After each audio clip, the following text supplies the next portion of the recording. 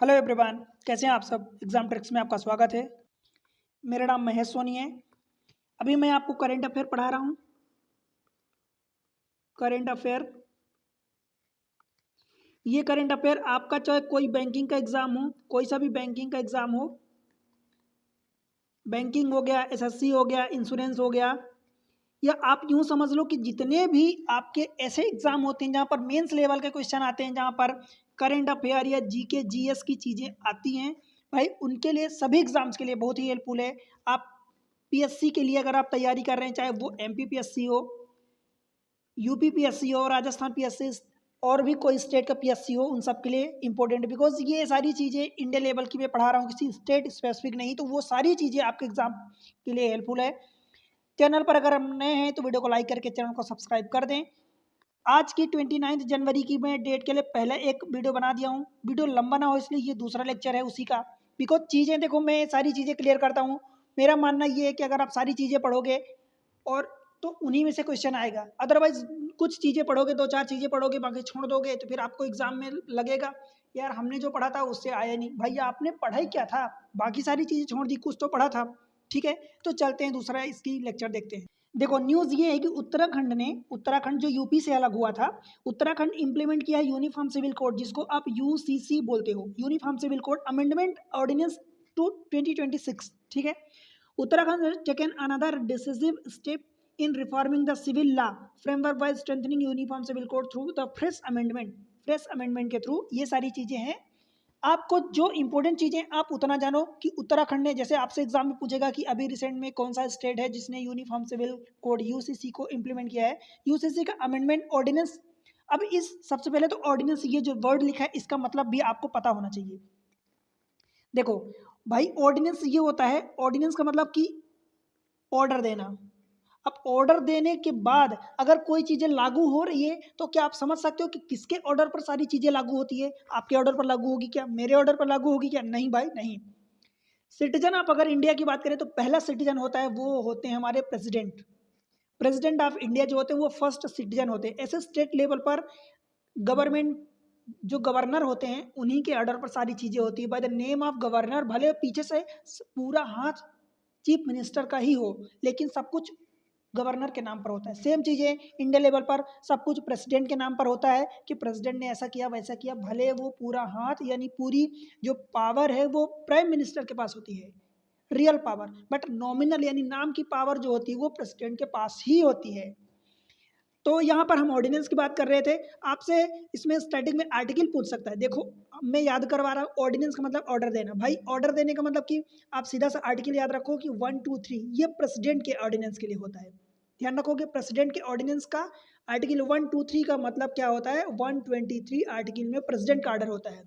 अब अगर आप गवर्नर की ऑर्डर यानी उत्तराखंड स्टेट हो गया तो यहाँ पर गवर्नर के ऑर्डर से होगा।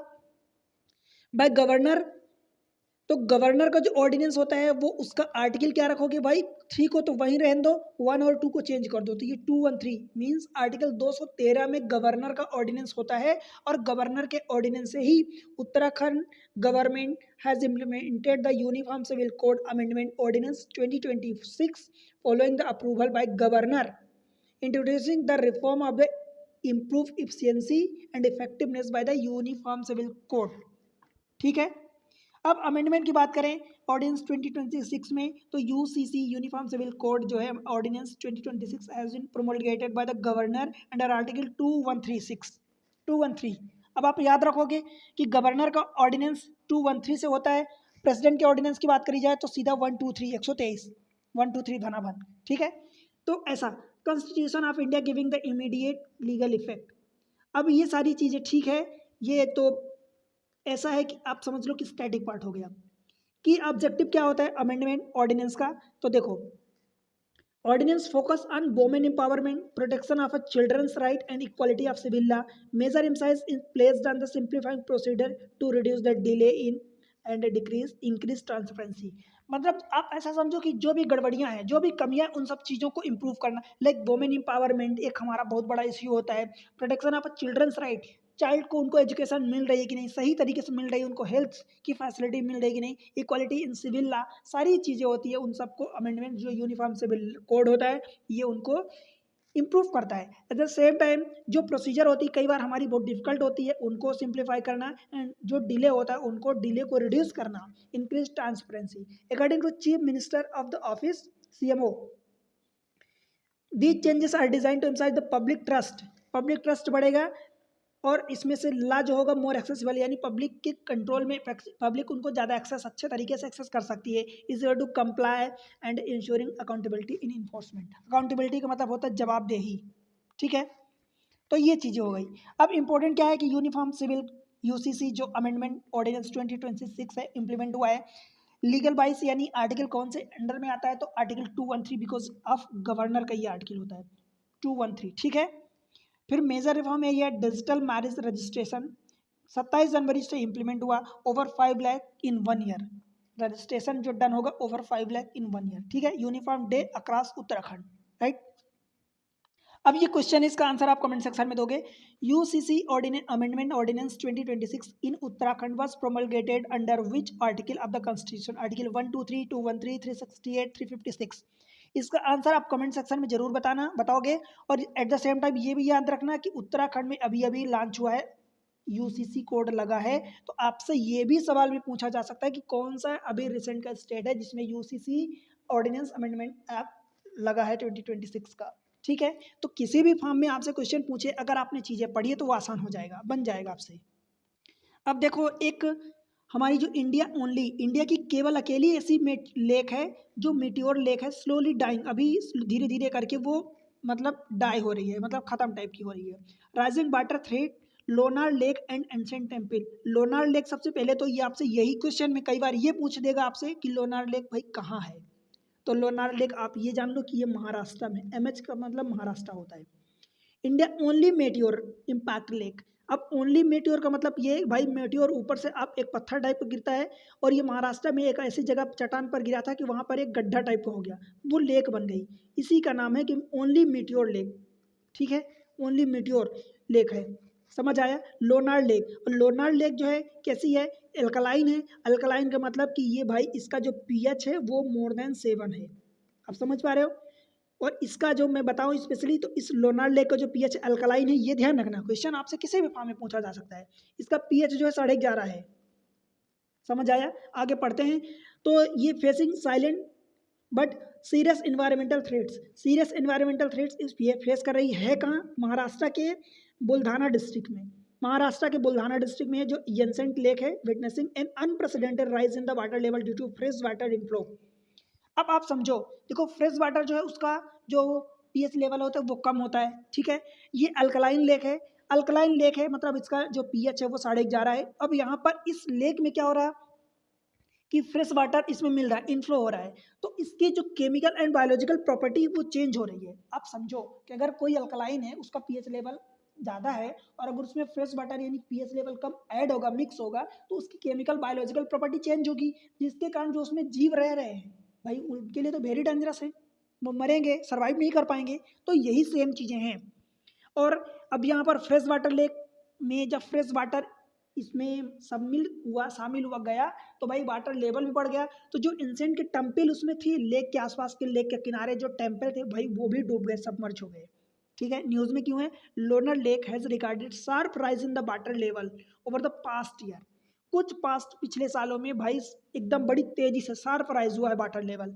Submerging several ancient temple, submerge यानी डूब गए बहुत सारे पुराने एंसेंट टेम्पल है, and drastically altering it's highly alkaline nature.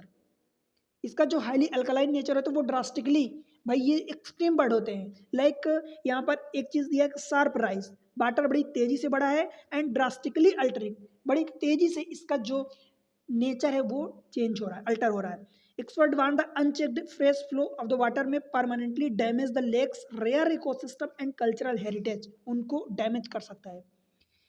What makes Lonar lake unique, Lonar lake unique क्यों बनाता है भाई, लोनर लेक जो है पिछले 50 सालों से, 50,000 एक्चुअली, 50,000 लगभग ये बात है, लगभग 50,000 साल पुरानी ये लेक है, जहाँ मेटियोर स्ट्रक हुआ था बेसाल्टिक रॉक में।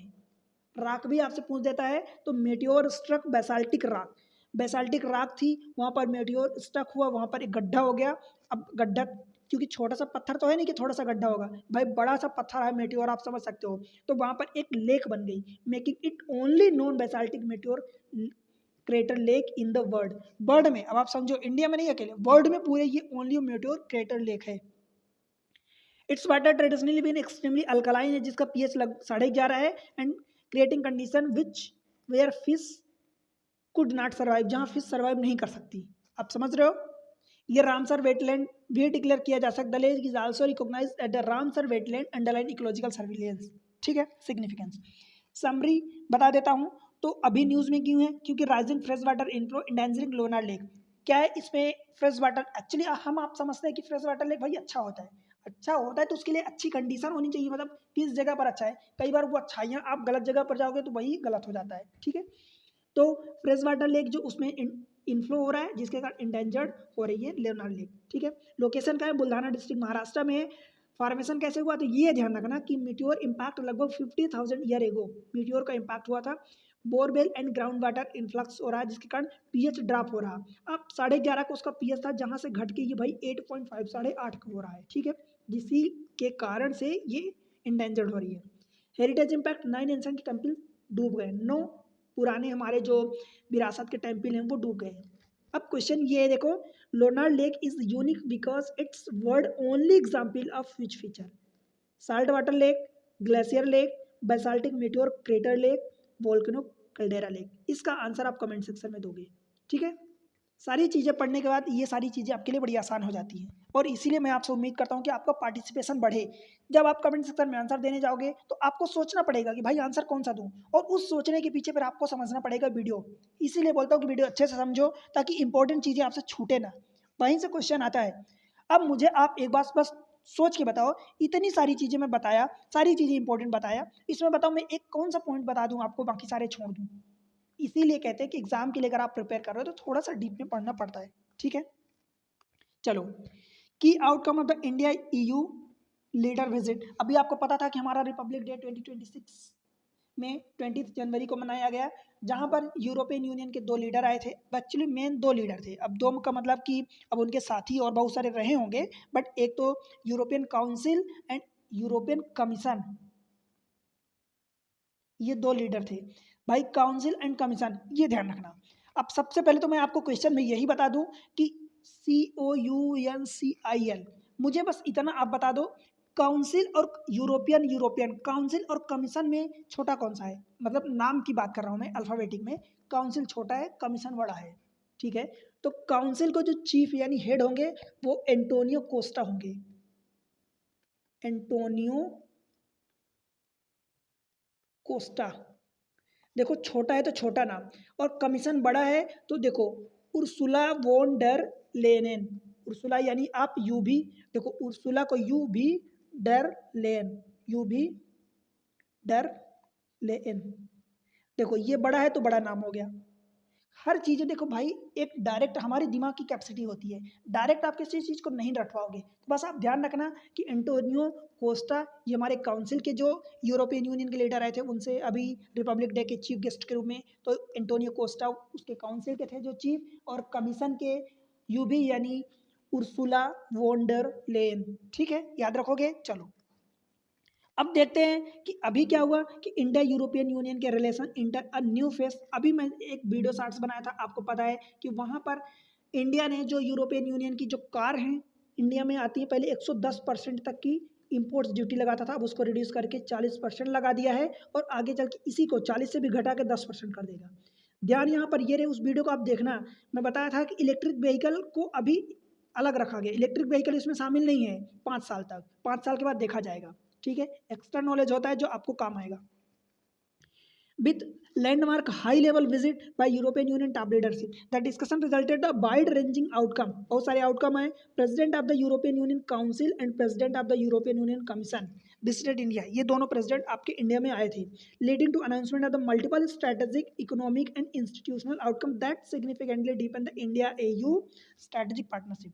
देखो किसी एक फील्ड में जब कोई लीडर आते हैं या हमारे लीडर जाते हैं सपोज किसी फॉरेन कंट्रीज में, तो वहाँ पर कोई एक अनाउंसमेंट या एक कोई आप मेमोरेंडम बोल दो, साइन नहीं होता, मल्टीपल चीज़ें साइन होती हैं, मल्टीपल अनाउंसमेंट होता है, स्ट्रेटेजिक चीज़ें होती हैं, ठीक है। हाई लेवल लीडरशिप इंगेजमेंट आपको बता दिया कि जो यूरोपियन काउंसिल है, ये यूरोपियन काउंसिल हो गया और ये यूरोपियन कमीशन हो गया, जिनके leader Antonio Costa and Ursula von der Leyen, marking one of the most comprehensive India EU engagement in the recent year.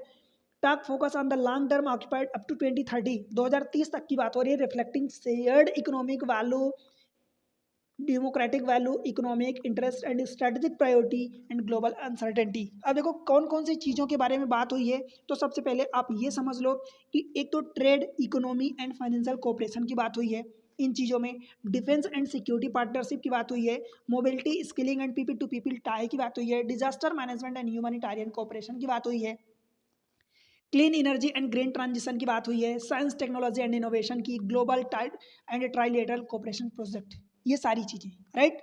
अब इन सारी चीज़ों में आप देखो कि एस्पेक्ट की अगर बात करें तो ज्वाइंट इंडिया यू एजेंडा 2030 की बात हुई है, मतलब 2030 तक। कंक्लूजन में फ्री ट्रेड एग्रीमेंट FTA जो होता है, फ्री ट्रेड एग्रीमेंट निगोसिएशन हुआ है, अभी तक इंडिया और EU के बारे में नहीं था free trade agreement. Defence security में security partnership, info sharing talk हुआ, mobility MOU, EU legal gateway office हुआ, green hydrogen task force, science and technology SNT मतलब science and technology agreement, renewable horizon European talk हुआ, इतनी सारी चीज़ें और भी चीज़ें हुई। अब क्वेश्चन है देखो, which major economic outcome was announce during the India EU leaders visit 2026। पहला ऑप्शन है कस्टमर यूनियन एग्रीमेंट, दूसरा है conclusion of the India EU FTA negotiation, currency swap agreement, common market formation. नहीं भाई, आप इसका आंसर कमेंट सेक्शन में दोगे, उसके बाद आप देखना कि इसका आंसर क्या है। भाई इंडिया EU के FTA के बारे में निगोशिएशन हुआ, देखो FTA conclusion of the FTA negotiation, free trade agreement का निगोशिएशन हुआ है। अब इस निगोशिएशन में आप इसका आंसर जरूर दोगे। इस निगोशिएशन में कुछ चीज़ें और मैं बता देता हूँ आपको, देखो अब इस एग्रीमेंट में क्या हुआ कि India EU sign first ever comprehensive defence and security partnership, first ever. आप समझो कि इंडिया यूरोपियन यूनियन के साथ अभी तक कोई भी कॉम्प्रिहेंसिव डिफेंस या सिक्योरिटी टाइप की चीज़ें साइन नहीं किया था, तो ये first ever comprehensive defence and, हाँ हमने USA के साथ साइन किया था और भी कंट्री के साथ साइन किया था, रशिया के साथ, first ever comprehensive defence and security partnership sign हुआ है, इसलिए इंडिया एंड EU साइन है मेजर स्ट्रेटेजिक लीप हुआ है। जनवरी 27 को बोथ साइड है first comprehensive defence and security agreement sign किया है, new face of the India EU strategic cooperation, right. News में क्यों था कि इंडिया EU ने एक साइन किया first ever overarching security and defence partnership during visit of the EU leader to India 77th republic day.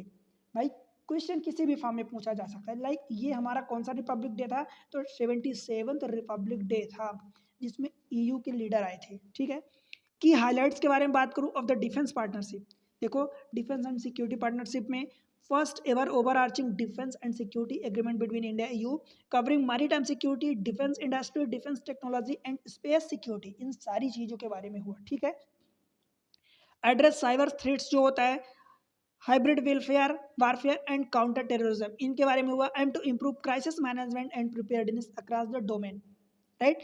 Agreement signal that India and EU now see each others as a reliable and long-term security partner. Reliable and long-term security partner in a volatile global environment. समझ रहे हो कि volatile global environment जो है उसमें long and term के लिए and reliable partner होंगे। अब ये जो हमारा टुवर्ड्स 2030 ये एजेंडा है, स्ट्रेटेजिक एजेंडा है, वो क्या होने वाला है देखो।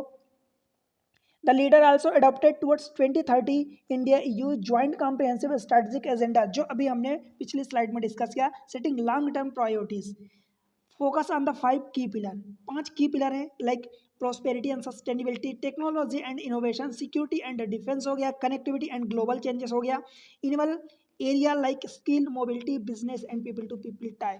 This roadmap aims to accelerate cooperation and give long term direction to partnership. आप समझ रहे हो, इतनी सारी चीज़ें इंडिया EU के बारे में साइन हुई। अब इनके बारे में थोड़ा सा हम इनका समरी देख लेते हैं कि क्या क्या हुआ। न्यूज़ में क्यों है, क्योंकि इंडिया EU ने साइन फर्स्ट बार कॉम्प्रिहेंसिव डिफेंस एंड सिक्योरिटी, देखो कॉम्प्रिहेंसिव इकोनॉमिक पार्टनरशिप सेपा जो होता है, एक आपने नाम सुना होगा, सेपा, अभी इंडिया ने FTA साइन किया है, फ्री ट्रेड एग्रीमेंट साइन किया है, और उसी में comprehensive defence and security agreement sign हुआ, ठीक है।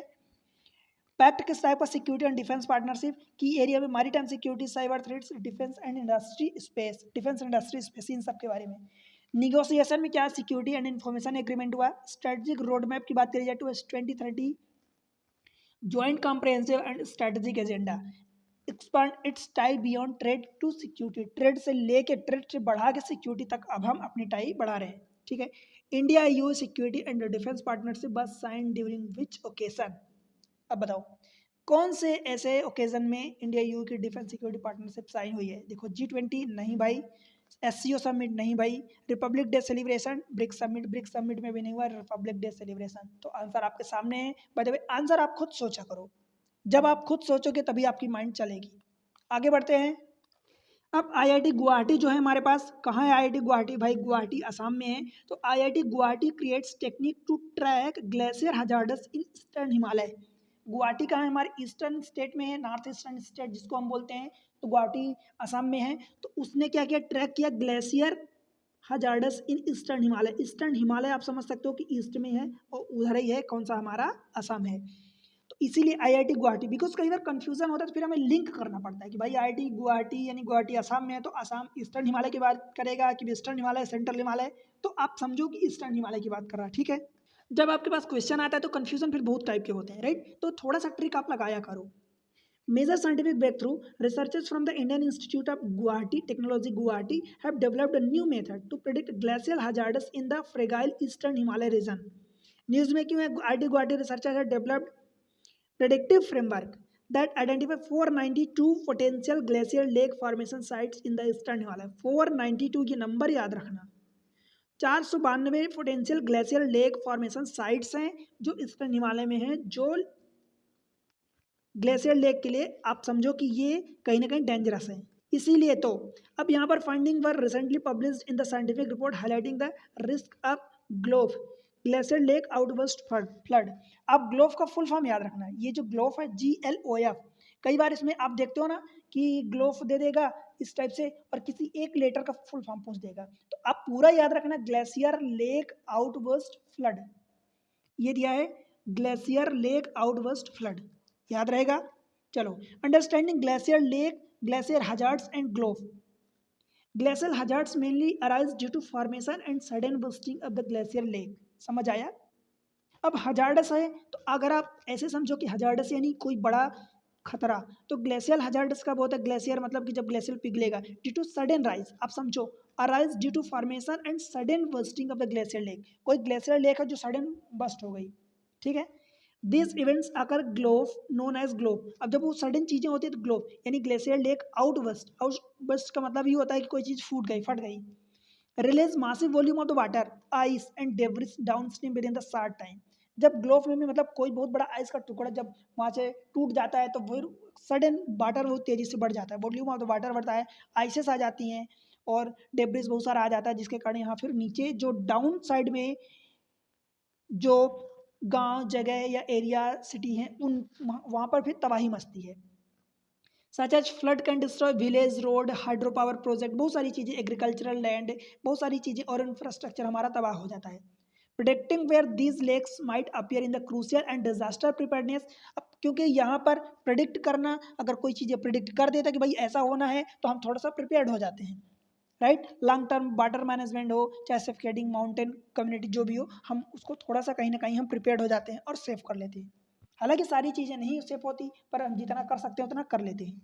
समरी कुछ बात करें, न्यूज़ में क्यों था, क्योंकि IIT Guwahati identified 492 potential glacier lake sites, 492 यानी 500 में से 8 कम, 492 potential glacier lake site eastern Himalaya की बात हो रही है। ग्लोफ यानी मेन रिस्क क्या है कि ग्लोफ glacier lake outburst flood. Technology use में सैटेलाइट इमेज यूज होगी, DEM AI based model use होंगे। देखो बहुत सारी चीज़ें मैं जितनी काम की चीज़ें मैं कोशिश करता हूँ कि कम से कम बताऊँ, पर भाई कम से कम का मतलब ये भी नहीं होता कि मैं चीज़ें छोड़ दूँ, है ना। बेस्ट मॉडल ये BNN होता है यानी Bayesian neural network.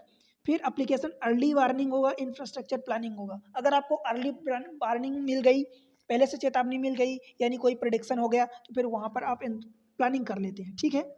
Global use में, एडाप्टेबल टू अदर माउंटेन रीजन। अब देखो, which institute developed the predictive, आपका ये क्वेश्चन है, कौन सा इंस्टीट्यूट डेवलप किया है predictive framework to identify global hazards zone in the eastern Himalaya. अब ईस्टर्न हिमालय की बात हो रही है तो दिल्ली नहीं, IIT बॉम्बे, IIT दिल्ली नहीं, IIT गुवाहाटी, IIS बेंगलुरु नहीं भाई, IIT गुवाहाटी की बात हो रही है। समझ पा रहे हो? तो क्वेश्चन आप इस तरीके से करोगे। एक नई स्कीम गुजरात ने लॉन्च किया है, Gujarat to support girls education. ध्यान रहिए, गर्ल्स बॉयज दोनों के लिए नहीं है, सिर्फ गर्ल्स के लिए, गर्ल्स एजुकेशन को सपोर्ट करने के लिए स्कीम का नाम है नमो लक्ष्मी स्कीम। नमो लक्ष्मी स्कीम, जिसमें 1250 करोड़ रुपए गुजरात गवर्नमेंट ने लगाए हैं। स्कीम का नाम ध्यान रखना, नमो लक्ष्मी स्कीम। गर्ल्स एजुकेशन के लिए इन गुजरात है receive major boost to large scale financial support announcement. News में क्या, गुजरात गवर्नमेंट ने अनाउंस किया 1250 crore financial aid under the Namo Lakshmi scheme 2025-26 financial year के लिए, benefiting over 12 lakh girls education classes 9 to 12। ध्यान रखें, सेकेंडरी एंड हायर सेकेंडरी, आप समझ सकते हो, सेकेंडरी एंड हायर सेकेंडरी यानी इसमें 10वीं और 12वीं दो बोर्ड होते हैं, तो 10वीं यानी 9, 10 इधर हो गया, 11, 12 इधर हो गया, मतलब 4 क्लासेस की बात हो रही है। ध्यान रखना, मैं उसको थोड़ा सा डिस्क्राइब इसलिए करता हूँ ताकि आपको याद रहे, और क्वेश्चन यहीं से पूछता है, ट्विस्टिंग पॉइंट होते हैं ये, ट्रिकी पॉइंट होते हैं। तो क्लासेस 9 to 12 की बात हो रही है, गर्ल्स एजुकेशन की बात हो रही है, ओवर 12 लाख, ये ध्यान रखना नंबर, 1250 करोड़ रुपए दिया है। स्कीम का नाम है नमो Lakshmi scheme. What is NaMo Lakshmi scheme? Namo Lakshmi scheme में स्टेट स्पॉन्सर्ड इनिशिएटिव जिसमें supporting secondary and higher secondary education of the girls, ठीक है, launch under the guidance of the Bhupendra Patel. Scheme ensure financial constraint जो गर्ल्स फेस करती हैं, जिसके कारण उनका कुल मिला के ये कि जो जैसे कि प्राइमरी एजुकेशन के बाद गर्ल्स के पास फाइनेंशियल यानी पैसे की प्रॉब्लम्स होती है उनकी फैमिली में, जिसकी वजह से वो प्राइमरी एजुकेशन के बाद वो ड्रॉप आउट कर देती हैं, तो उसको रोकने के लिए गवर्नमेंट ने ये स्कीम निकाली है, जिसके कारण मॉनिटरी असिस्टेंट ओवर 4 ईयर, 4 साल के लिए, 4 साल कौन सा, 9वीं 10वीं 11वीं 12वीं 9, 10, 11, 12, 4 साल के लिए, linking education with improved health nutrition and long term empowerment. अब देखो, फाइनेंशियल असिस्टेंट स्ट्रक्चर इसमें है कि टोटल एक गर्ल्स को 50,000 रुपये मिलेगा। अब 50,000 एक बार में नहीं मिलेगा, ये आपको पता है कि ये 4 साल में मिलेगा, और वो 4 साल यानी क्लास 9 to 12 की बात हो रही है, ठीक है। गर्ल्स जो एलिजिबल होंगी, ये भी ध्यान रखना कि सभी गर्ल्स को नहीं मिलेगा, बॉयज़ तो शामिल ही नहीं है, 9 to 12 क्लास है, पर सभी गर्ल्स को नहीं मिलेगा, एलिजिबल गर्ल्स। अब एलिजिबिलिटी की क्राइटेरिया है कि क्लासेस 9 to 10 जो 9वीं और 10वीं में होगी स्टूडेंट को मिलेगा 20,000 रुपये, इंक्लूडिंग, मतलब कि मंथली सपोर्ट, इंक्लूडिंग का मतलब ये कि इसमें मंथली सपोर्ट भी इंक्लूडेड है, and lump sum after class clearing the class 10th board examination, मतलब उनको कुछ कुछ करके महीने में मिलेगा, और जब वो बोर्ड का एग्जाम यानी 10th क्लास को जब पास कर लेंगी तो और बचा हुआ अमाउंट उनको मिल जाएगा, मतलब 9वीं और 10वीं दोनों क्लास को मिला के 20,000 रुपये मिलेंगे, और 11वीं और 12वीं दोनों क्लास को मिला के 30,000 रुपये मिलेंगे, मतलब टोटल आप समझो कि 4 साल में उनको 50,000 रुपये पर गर्ल्स मिलेगा। Class 11-12 assistant amount 30,000, again combining monthly instalment with the completion based pay out after class 12, मतलब टोटल 4 साल में उनको 50,000 रुपये मिल जाएगा। एलिजिबिलिटी एंड कवरेज, देखो this scheme applicable to girls enrolled in a school organized by the Gujarat Secondary and Higher Secondary Educational Board or CBSE, Central Board of Secondary Education, ठीक है। Student who have completed class 1 to 8 government or aided school under right to information RTE, right to education actually, or class 8 in a private school, family should not have exceed 6 lakh annually. अगर उनकी family की income साल भर में 6 लाख से ज़्यादा है तो नहीं मिलेगा, 6 लाख से ज़्यादा नहीं होनी चाहिए। Importantly girls already receiving other scholarship are also eligible, मतलब हाँ, ये एक इम्पॉर्टेंट पॉइंट है कि गर्ल्स जो हैं कोई और स्कॉलरशिप पा रही हैं तो ऐसा नहीं होगा कि ये ना मिले, तब भी मिलेगा, मतलब ये एक्स्ट्रा में मिलेगा, ठीक है, तब भी मिलेगा as a this scheme offer additional support. समझ आए भाई? तो आप इन चीज़ों को ध्यान रखोगे। अब देखो इसमें गुजरात अनाउंस मेजर जो समरी है, Gujarat announce major aid for girls, Namo Lakshmi scheme नाम है, 1250 करोड़ रुपए दिए गए हैं, 12 लाख गर्ल्स को फायदा होगा। क्लास 9वीं से 12वीं की बात हो रही है, 9 to 12 की बात हो रही है, टोटल एड कितना मिलेगा 50,000 4 साल में, ठीक है। अब क्वेश्चन है कि under Namo Lakshmi scheme Gujarat provide financial aid to girls studying in which classes, अब कौन सी क्लासेस के लिए ये स्कीम है बेनिफिट देगी, ये आपको बताना है। पहला ऑप्शन है 6 to 8 क्लासेस, दूसरा ऑप्शन है 8 to 10, तीसरा ऑप्शन है 9 to 12, चौथा है 10 to 12। इसका आंसर आप कमेंट सेक्शन में दोगे, ठीक है। आगे बढ़ते हैं। फिर क्या है, एक न्यूज़ में एक टॉपिक था कि इंटरनेशनल डाटा प्राइवेसी डे। देखो ये जो डे होते हैं डायरेक्ट आपसे छोटे छोटे एग्जाम्स में डायरेक्ट क्वेश्चन आते हैं। कोई बड़ा एग्जाम होता है लाइक पीएससी टाइप का, सिविल सर्विस टाइप का एग्जाम होता है, तो वहाँ पर थोड़ा सा आपको डीप में चीज़ें एक आध चीज़ें और पूछ लेता है। तो इंटरनेशनल डाटा प्राइवेसी डे जो है 2026 का focus on DPDP law and cyber security funding originated. देखो सबसे पहली बात तो ये ध्यान रखना कि 28 जनवरी को मनाया जाता है। इंटरनेशनल डाटा प्राइवेसी डे कब मनाया जाता है? 28 जनवरी। जनवरी महीने के एंड के 3 दिन पहले 28 जनवरी को मनाया जाता है। इंडिया की डिजिटल स्केल की बात करें तो third largest digital economy DPI at the population scale. Population scale के अनुसार इंडिया डिजिटल इकोनॉमी में थर्ड लार्जेस्ट है। आप ये बात जरूर ध्यान रखना। आईटी एक्ट 2000 इंटरमीडियरी रूल 2021 के अकॉर्डिंग है। कोर रिफॉर्म जो है DPDP act 2023 and DPDP rules 2025। CERT in computer emergency response team India, ये सर्ट इन हो गया। Data protection and board of India. देखो क्वेश्चन आपसे फिर डे के ही पूछ लिया गया अल्टीमेटली, तो वही ध्यान रखोगे। International data privacy day observe in which date? 24 जनवरी, 26 जनवरी, 28 जनवरी, 30 जनवरी। आंसर इसका कमेंट सेक्शन में आप मेंशन करोगे, ठीक है। आगे बढ़ते हैं। देखो अभी क्या है कि हमारा रिपब्लिक डे अभी रिसेंटली पास हुआ है, मतलब गुजरा है। तो यहाँ पर जो भी हमारे चीफ मिनिस्टर हैं गवर्नर स्टेट के, आप उनको याद कर लो। सारे गवर्नर सारे और चीफ मिनिस्टर सारे स्टेट के आप एक बार वो एक जगह रखो और उसको याद कर लो। जो प्राइम मिनिस्टर हैं उन सब की चीज़ें वो याद कर लो, ठीक है। तो इसमें आप मेन जो मिनिस्ट्रीज़ हैं, जो मेन मिनिस्टर हैं, उनको आप जरूर याद रखना। कुछ चीज़ें में जैसे कि देखो सीडीएस के जो अभी के करंट स्टाफ हैं, चीफ ऑफ डिफेंस स्टाफ, वो जनरल अनिल चौहान हैं। आर्मी के स्टाफ जो हैं जनरल उपेंद्र द्विवेदी हैं। नेवल के चीफ जो हैं, नेवल स्टाफ जो हैं उनके चीफ जो हैं दिनेश के त्रिपाठी हैं। देखो ये जनरल एडमायरल ये आप लगाते हो, ठीक है। आप एटलीस्ट नाम भी याद रखोगे, आपको एग्जाम में टिक करना है तो आपका काम हो जाएगा। फिर एयर मार्शल के अमरप्रीत सिंह हैं, ठीक है, याद रखोगे ये चीज़ें। अब इनका कैसे क्या होता है ये चीज़ें आप अगर आप छोटे एग्जाम की तैयारी कर रहे हैं तो इम्पोर्टेंट उतना नहीं है। आप अगर सिविल सर्विस जैसे एग्जाम की, जैसे कि यूपीएससी का एग्जाम्स, फिर स्टेट लेवल का पीएससी, इनकी तैयारी कर रहे हैं तो डेफिनेटली ये आपके लिए फिर हेल्पफुल हो जाता है। हम आगे बढ़ते हैं। देखो strategic implication for India and China. देखो इंडिया ने अभी K5 लॉन्च किया है, जो कि एक maritime security submarine patrolling area में करेगी, मेंटेन करेगी। Ensure reliable second strike capability sea based leg of the nuclear triad Indo Pacific region में, ये बैलेंस रीजनल न्यूक्लियर कैपेबिलिटी करेगी, स्पेशली इंडो पैसिफिक रीजन में, ठीक है। हम इनमें डिफरेंस आपको एटलीस्ट इतना याद रखना कि K5 जो है वो इंडिया का है, चाइना का JL3 है। JL3 के प्रोवाइड करेगा ट्रू इंटर कॉन्टिनेंटल। आप इंटर कॉन्टिनेंटल का मतलब समझो कि एक कॉन्टिनेंट, ये एक कॉन्टिनेंट, कॉन्टिनेंट मतलब हमारा जैसे कि एशिया महाद्वीप है, महाद्वीप, तो इस कॉन्टिनेंट से दूसरे कॉन्टिनेंट तक इतना इसकी रेंज रहने वाली है। Greater flexibility submarine petrol zone, stronger nuclear survivability and retaliation capability हो गया, ग्लोबल स्ट्रेटेजिक इन्फ्लुएंस हो गया, ठीक है। देखो K5 ये इंडिया का रहा, JL3 चाइना का रहा। जो इंडिया वाला है तो लॉन्ग रेंज है, SLBM। इस SLBM का मतलब ये हुआ कि सब मरीन, मैं बताता हूँ आपको। देखो क्या होता है, कुछ चीज़ें आपको भी पता होती, कुछ चीज़ें हमें भी नहीं होती, तो मतलब भूल जाता है। एक्चुअली SL ये होता है कि submarine launch ballistic missile, submarine launch ballistic missile, तो लॉन्ग रेंज है, मतलब 5000 से 6000 किलोमीटर है। और जो चाइना वाली JL3 आपको पता है कि उसका इंटर कॉन्टिनेंटल है, राइट। इंटर कॉन्टिनेंटल है मतलब आप समझ लो कि इसकी रेंज 9000 प्लस है, यानी ज़्यादा है इंडिया वाले से। Submarine launch ballistic missile.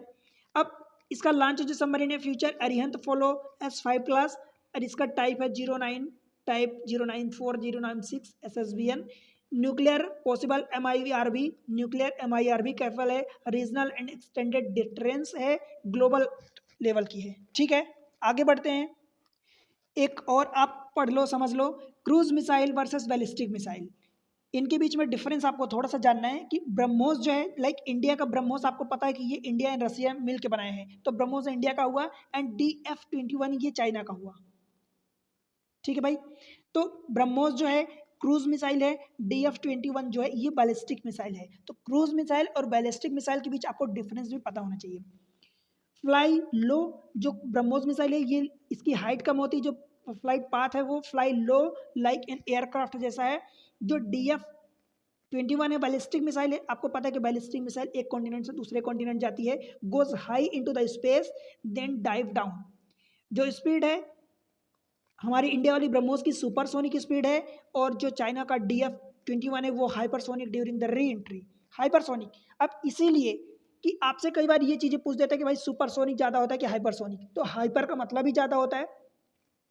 सबसे पहले तो मैं आपको इसी के लिए मैं आपको ये एक स्क्रीनशॉट लेके लगा दिया हूँ भाई। जो चीज़ें जिसकी अब मैक में स्पीड इनकी नापी जाती है, मैक MACH, इसको मैक प्रोनाउंस करते हैं। तो मैक जिसकी 1 है उसको सोनिक बोलते हैं। अगर 1 से ज़्यादा है तो 1 से 5 तक है आप समझो तो उसको सुपरसोनिक बोलते हैं। 5 से भी ज़्यादा 5 से 25 तक है तो उसको हाइपरसोनिक, ये स्पीड की बात हो रही है। 5 से 25 तक है तो उसको सुपरसोनिक बोलते हैं, और 25 से भी जिसकी ज़्यादा हो जाएगी तो री एंट्री स्पीड। तो यही यहाँ पर आप समझो ड्यूरिंग री एंट्री स्पीड यानी हाइपरसोनिक, मतलब आप समझ लो कि 25 से भी ज़्यादा, आप ऐसा समझ लो। और अगर 1 से कम है तो उसको सबसोनिक या ट्रांससोनिक बोलते हैं। देखो ये ज़्यादा डिफरेंस, ये ज़्यादा क्राइटेरिया मतलब इसको क्लासीफाई किया है, तो आप इतना नहीं याद कर पाओगे। तो सोनिक से नीचे आप सबसोनिक समझ लो, और सोनिक से ऊपर supersonic, hypersonic and re entry. ठीक है, तो 2 एटलीस्ट याद कर लो कि सोनिक के ऊपर सबसोनिक, सुपरसोनिक एंड हाइपरसोनिक है। सुपरसोनिक मतलब 1 से लेके 5 तक, और 5 से लेके 25 तक हाइपरसोनिक है। पर 1 है तो उसको सोनिक, 1 से कम है तो उसको सबसोनिक। ठीक है, एक्यूरेसी की बात करी जाए तो very high precision, high but depends on the guidance system. DF-21 ये हर मामले में अच्छा है, बट इसमें भी डिपेंड्स गाइडेंस सिस्टम पर डिपेंड करेगा।